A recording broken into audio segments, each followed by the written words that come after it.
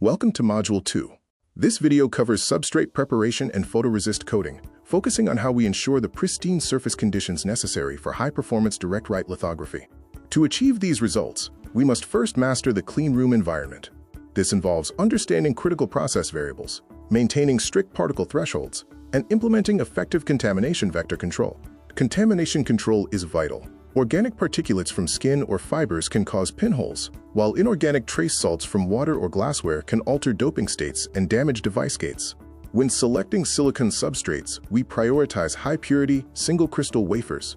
For direct-write tools, we look for low total thickness variation, polished reflective surfaces for autofocusing, and specific crystalline orientation.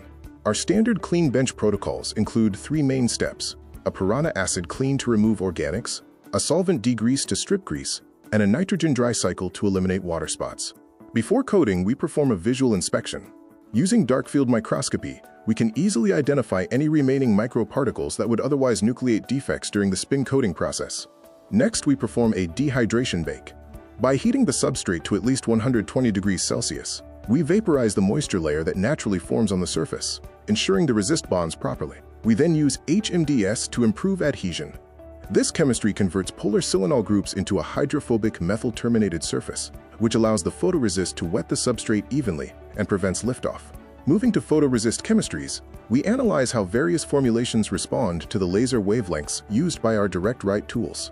This table outlines common cleanroom resists, ranging from standard positive resists like S1813 to thick specialized resists like AZ4562, each tailored for specific applications from liftoff to deep etching.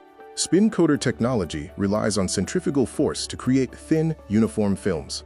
The final thickness is determined by the fluid's viscosity and the spin speed, with dispensing methods varying based on viscosity.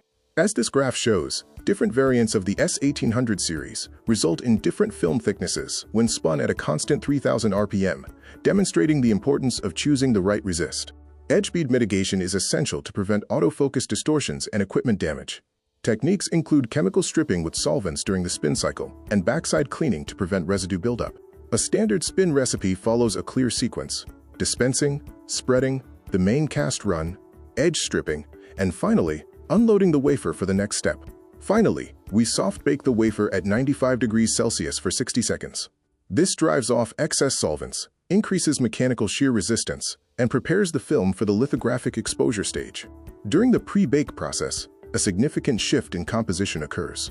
Soft baking effectively removes approximately 90% of the residual solvent, which is crucial for solidifying the photoresist film into a stable state. We must be vigilant for common coating anomalies.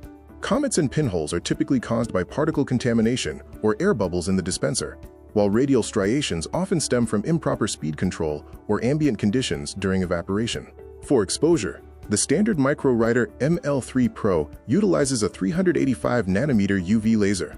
The photoactive components in our DNQ-based resists are tuned to this specific wavelength to ensure maximum efficiency during the direct-write process.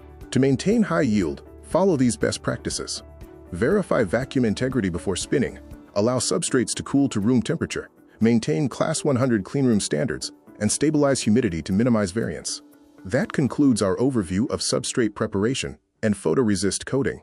Thank you for your time and attention to these critical fabrication steps. For further inquiries or collaboration opportunities, please feel free to reach out to the R&D team through the provided contact information.